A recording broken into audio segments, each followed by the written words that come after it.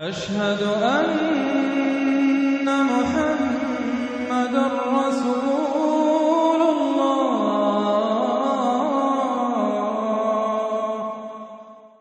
So it was day 3. We went there.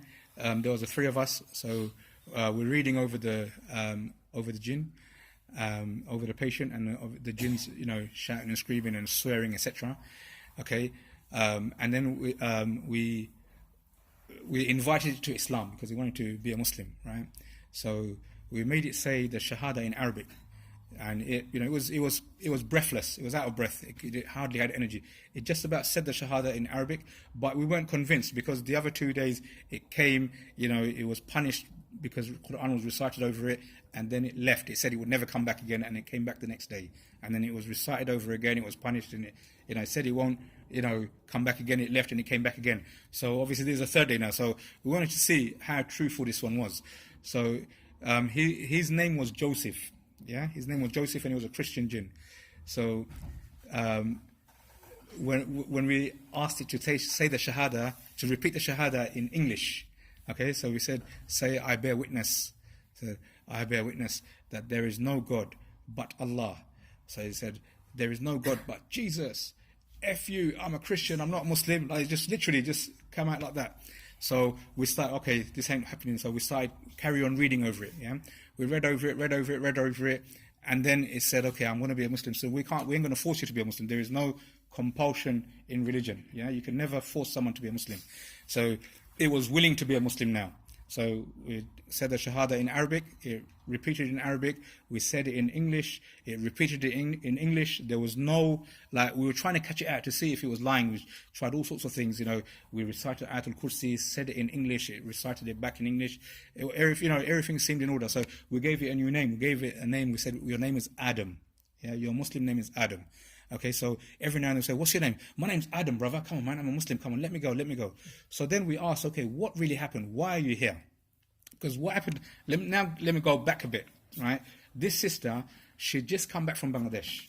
Okay, she'd just come back from Bangladesh, and she's come back from Bangladesh, and she went to one of her relatives' house, or some relatives came to her house. I can't remember now. And then she was affected.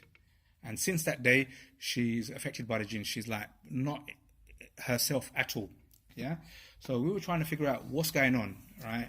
And then there was a process that was done on day 1, I believe it was, or might have been day 2, where it transpired that jinn came with a few snake jinns as well, a few snakes, right? So now, and we were, everyone was like in the dark, like we don't know exactly what's going on. All we wanted to do was get rid of it. But now, obviously, it's become Muslim, and we're going to help it go to safety. Okay, so we wanted to know the background of what happened. So this is the situation, right? 10 years before that incident, right? Roughly 10 years. Okay, she went to a wedding. All right. I'm not going to mention the name of the venue because, well, that venue is no longer used as a wedding venue, but back in the days, we used to go to those places for weddings, right? Community centres, etc. Yeah? Okay? I'm not going to mention the place. It might freak some people out. But, sorry? I'm not going to say it's not. It wasn't Kingsley Hall, no.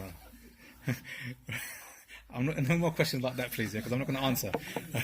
It's for your own good, right? So she's gone to this wedding, right? And she stepped on his shadow. She stepped on his shadow. That's what he said. She stepped on my shadow. That's all he kept on saying. Right? So she stepped on his shadow. So he came along with her from the wedding. So she wasn't behaving right. Back then, what they did, they took her to Bangladesh. So when they took her to Bangladesh, they got this mess up, to exorcise her. Okay? And he managed to extract the jinn from her, but he had that jinn tied to a tree. Right? And on that tree, there was a few jinn snakes. So they used to pick on him, right? But over the years, he made friends with them, right? So they untied him, yeah? And then he recognized, so he's in the village, yeah? Right? Different country, all right? He recognized someone who came from the UK to Bangladesh, and it was her uncle, right? So he, with his jinn snakes, his new friends, he came along with the uncle to the UK. And as soon as he saw her, bang, he possessed her straight away. And that's when she started behaving funny. Right? That's when she started behaving funny. Do you know what I mean? So, yes, for 10 years she had relative peace, right? Because, some kind of ruqya was performed on her, which wasn't, unfortunately, according to Sharia, because you've oppressed the jinn. Does that make sense? The jinn was wronged in the first place, but it was wrong for harming the individual, yeah? The sister. He shouldn't have harmed her. He shouldn't have bullied her. He shouldn't have tormented her like that, okay? But what happened to him afterwards was wrong as well. Because we have to be just, We have to be just, because we will be accountable for our actions. Do you understand? Always bear this in mind, whether it's with the jinn or not. Okay, we will be accountable for our actions. So now this jinn, he said he's ready to leave, and he's understood and he's become Muslim. So we advised him what to do, and by the will of Allah, he left. And to this day, as far as I know, alhamdulillah, we've had no reports of any problems there. She went on, alhamdulillah, had children as well. And in fact, a few months after she recovered, she insisted on inviting us to her home, because we went to her parents' home, because obviously she was unwell at the time, and so all her family was there, and they honoured us. Subhanallah, it was amazing. Do you know what I mean? Never been in that situation before, but subhanallah, all honour and praise belongs to Allah subhanahu wa ta'ala. So that's possession. Now, the one that I was talking about with regards to a medical condition, stroke, evil eye. Yeah, this happened to a young infant, less than 2 years old. Okay, it was suffering from very high fever. Okay, I think if my memory serves me correct, the child suffered from a febrile convulsion. So that the body temperature gets so hot, they start fitting. Yeah, start frothing at the mouth, etc. So the child was taken to the hospital, etc., and brought back. But the temperature was really high, and they had one of those. Any fathers here? Yes, mashallah, may Allah bless your children. Anyone who's not a father, have a think about this. One of the things you should invest in is a digital in-ear thermometer. Yeah, okay. You put it in the ear, you push the button for a second or two, take it out, and it gives you an accurate reading of the body temperature, rather than the one that you put in the mouth or the one that you stick on the forehead, etc. This is a very effective thermometer. Okay, invest in this. It's a good investment. So they had one of those handy, and we were reciting, and all we recited over the child was verses with regards to evil eye, especially Surah Al-Falaq, وَمِن شَرِّ حَاسِدٍ إِذَا حَسَدٍ. Okay, reciting that continuously and just blowing on the child. And after a few minutes, regular intervals, okay, reciting this, we were checking the temperature, and it was going down by 0.1, 0.2 of a degree. And that was like how can I explain this? SubhanAllah, it's like as if the Quran was just revealed. We believe in the Quran. We know that it's the word of Allah subhanahu wa ta'ala. We know that Allah says in the Quran that the Quran is a form of healing and a mercy for the believers. But when you actually live it, when you actually see it in front of your very eyes, it raises your iman, even if it's for a small moment of time. It raises your iman. You're amazed by the Quran. And I remember one of the things my teacher used to say. He said, the non-believers, they may have every single weapon of mass destruction. Yeah. Okay, they may have the nuclear bomb, they might have the chemical bomb, they may have the biological bomb, they may have all sorts of things, yeah? All right? But these are all man-made, okay? We have the Quran, this is the word of Allah subhanahu wa ta'ala. Everything else around us that we're surrounded by, including ourselves, is made, yeah? But the Quran is the word of Allah subhanahu wa ta'ala. It's a speech of Allah subhanahu wa ta'ala. There's nothing that can surpass that. There's nothing that's more valuable, more powerful than that.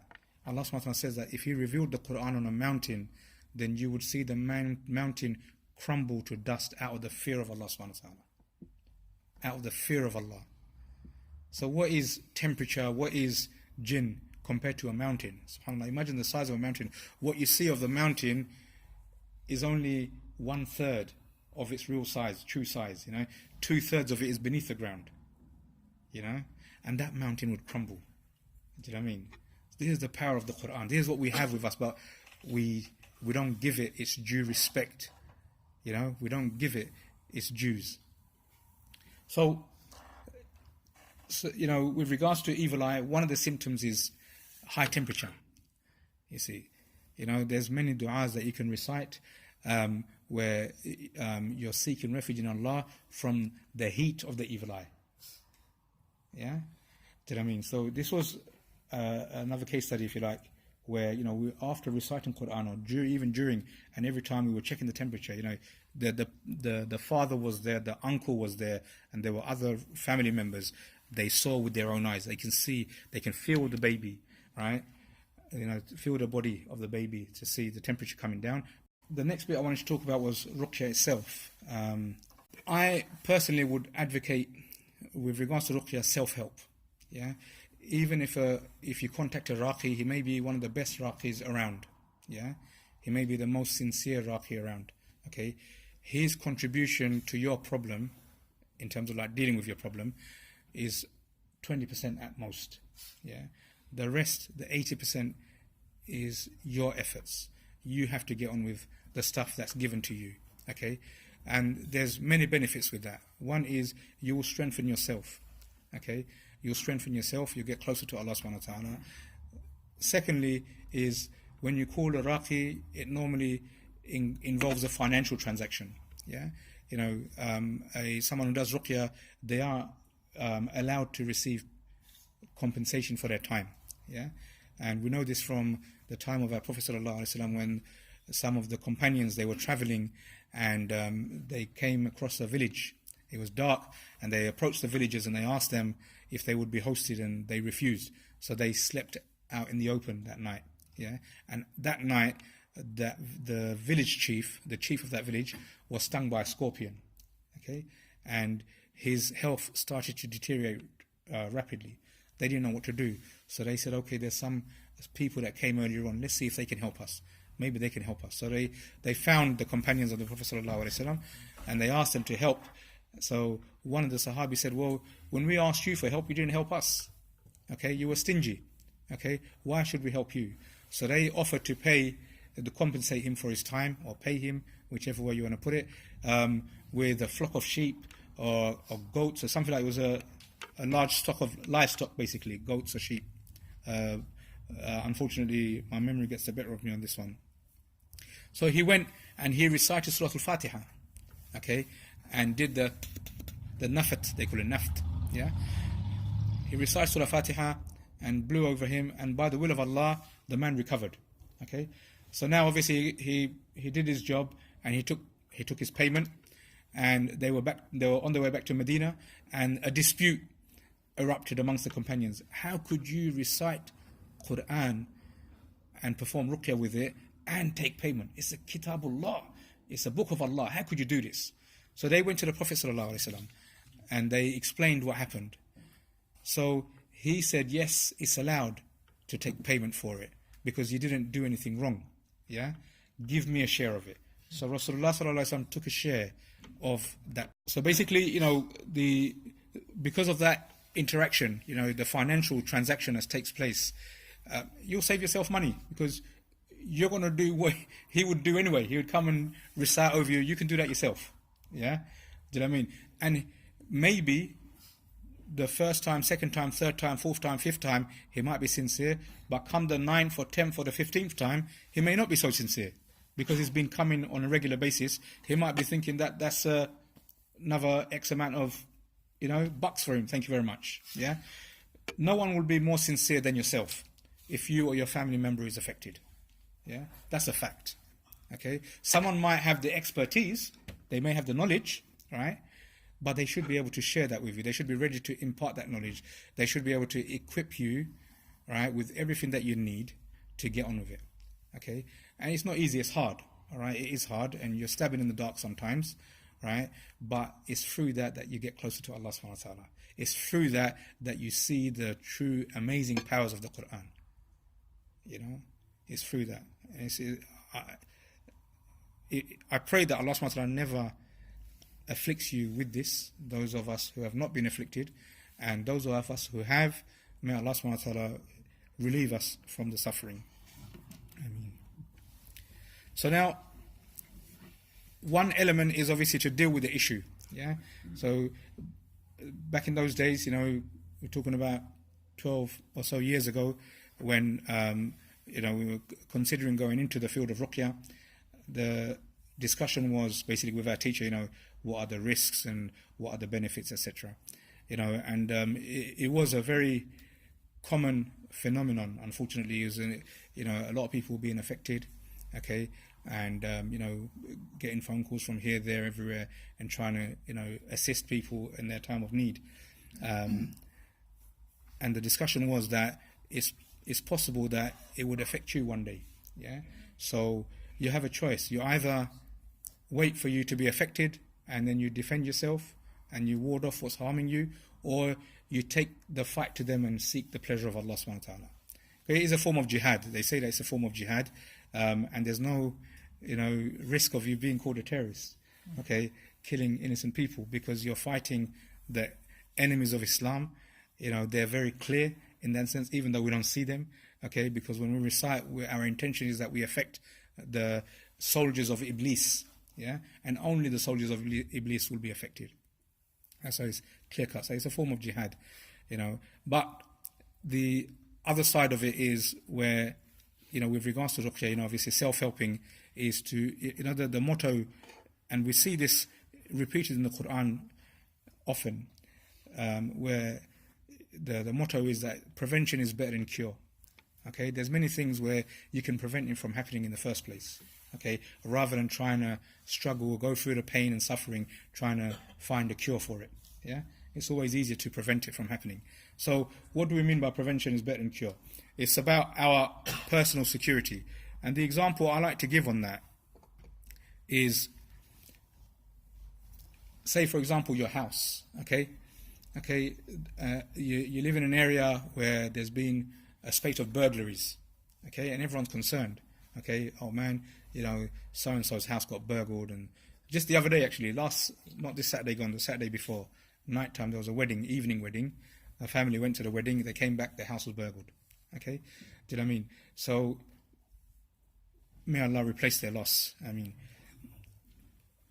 what will you do, to secure your house? You'll probably look at your locks. How good are your locks? Yeah, you maybe have a light on in the house. Okay, you try not to leave the house empty. Yeah, because burglars, they're opportunists, right? They won't, very unlikely they'll make a hit on a house, try and hit a house if there's someone in there. If they sense someone's in there, they won't come in. They won't risk it. Okay, you might put an alarm in, you might put CCTV in, you might put floodlights, motion sensitive lights on, all sorts of things you can do, array of security measures. The more, you put in, you're fortifying your house, yeah? So if you look at a castle, for example, it has guards, right? It has a moat, right? It has a drawbridge. It has things that will, if someone tries to penetrate, it will fire at it, yeah? Do you know what I mean? So I'm not suggesting you have guns and knives in your house. Please don't take it that way. But you know what I mean, yeah? In terms of like protection-wise, the steps that you will take to secure your house. Okay, that's exactly what we need to do with ourselves. Okay, we need to secure ourselves spiritually. Okay, so one is to be in a state of wudu at all times. Okay, so being in a state of wudu at all times. Okay, you don't have to be really super strong in iman. Okay, you can just take these basic steps, right? And I'll give you an example on how to have confidence in them, inshallah ta'ala, and you'll be all right. Because the shaitan, it plays on your mind a lot of times. We mentioned about a touch. It comes in the form of whispering as well. Yeah, the whispering of the shaitan is one of the most common problems that we are affected with. Okay, so being in a state of wudu, okay, making sure that we fulfill all our obligations. Okay, so if it's our salah, we pray our salah on time. Okay, if it's fasting, whatever it may be, our fara'id will fulfill. Okay, we stay away from sin, stay away from haram, seeking Allah's forgiveness from the wrongs that we've done. Okay? Because Allah forgives all sins, right? لا تقنطوا من رحمة الله. Do not despair from the mercy of Allah. إن الله يغفر الذنوب جميعا. Indeed, Allah forgives all sins. إنه هو الغفور الرحيم. Okay, why? Because He is the most forgiving, the most merciful. Yeah. So we should ask Allah subhanahu wa taala for forgiveness. That's one of the keys to success, if you like. Not just to protect ourselves from jinn, but seeking Allah's forgiveness has many benefits. Many benefits. Allah subhanahu wa ta'ala mentions in the Quran by way of Nuh alayhi salam, when he's complaining to Allah that, Ya Allah, I've called my people openly, discreetly, inviting them to your way, okay, but they've all rejected me, فَقُلْتُ اسْتَغْفِرُوا رَبَّكُمْ إِنَّهُ كَانَ غَفَّارًا. I told them, seek Allah's forgiveness. He is the one who loves to forgive. And what's the benefit of that? Allah will open up the heavens for you and send down rain. Your crops will grow. Your rizq, your provision, your wealth will increase, and your progeny, your children will increase. The number of your children will increase. Just by seeking Allah's forgiveness. So what about this jinn issue? Minor thing compared to those things, right? So you're seeking Allah's forgiveness at all times. Seeking refuge with Allah. أعوذ بالله من الشيطان الرجيم. This is what Allah says in the Quran. If the shaitan comes to you, then seek refuge with Allah. إنه هو السميع العليم. He is the one who hears and He is aware. He knows. He is the all-knowing. So a scholar, Ibn Qayyim al-Jawziyah, from my memory, in his tafsir of أعوذ بالله من الشيطان الرجيم, the description he gave, so I'm just going to ask you a few questions. For the fathers amongst us, How many fathers here? Raise your hands, please. Okay, alhamdulillah. How many fathers here are scared of dogs? Raise your hands. Be honest now. I'm scared of dogs. Okay. Okay. Say the worst type of dog, the dog that you fear, yeah? Okay, there you go, yeah? Okay, that's good enough for me. Right. So now say, for example, you've got your child in your hand, yeah? You're walking down the road, and that dog that you're really scared of, is coming towards you, right? And it starts growling at your son or your daughter, yeah? What do you think your child will do? Cry. Okay, what else? Look at you for protection. Look at you for protection. Okay, what else? You might grow back. Sorry? You might grow back. Oh, wow. MashaAllah. Yeah, I doubt it. Might do, you never know. It's a possibility. Okay, like I said, it will probably cry, yeah? You can see the fear in its eyes, yeah? It will run to you for help, right? The child will probably run behind you for help. Now remember, you're scared of that dog too. But you love your child, yeah? And you will put yourself in harm's way, to protect your child. Isn't that right? Yeah? And the children amongst us, when you were younger, picture, did you ever run to your mum or your dad, right? Because you were scared. And did your mum or dad just push you away? Move, man. I'm scared of this thing. No, they held you, right? They protected you. In fact, the father or the mother at that time will put themselves in the line of fire, so to speak, to protect their child, even though they're scared. Yeah? Okay. But Allah loves us more than our parents, and Allah loves our children more than we do. So when we are saying A'udhu billahi minash shaitanir rajim, I seek refuge with Allah from the cursed shaitan, we are that metaphorical child running to the guardian, for protection. The only difference is that guardian, Allah subhanahu wa ta'ala, He's not scared of no dog, not scared of anything, because He is the creator of everything. We are seeking His refuge. Okay, we are seeking His refuge. So when we seek Allah's refuge, bearing this in mind, A'udhu billahi minash shaitanir rajim, we say we are seeking Allah's refuge, Allah will definitely protect us. Allah will definitely protect us. And what if we say A'udhu billahi minash shaitanir rajim and we're still scared? Because that happens, right? Okay, let me give you another example. Let me ask you a question first. Who plays football here? Okay, alright. Young man, what's your name? Osman, may Allah bless you. You've played, it's a really hot day, right? You've played football all day, right? You come home, you're really thirsty. Yeah? What will you do when you come home? You're really thirsty, what will you do? Drink water. Okay. You've had one big glass of water. You're still thirsty, what will you do? Drink more water, yeah? You've had a second glass of water. You're still thirsty, what will you do? It's obvious. Go on. Drink more water. Will you think to yourself, man, I've had 3 glasses of water, why am I still thirsty? This water's no good. You're not going to think that, are you? You're going to drink that water again, yeah?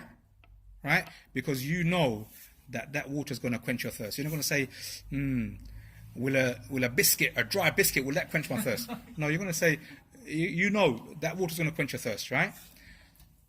That's the level of yaqeen you have to have when you say, A'udhu billahi minash shaitanir rajim. Okay, I've said it, I'm still scared. A'udhu billahi minash shaitanir rajim.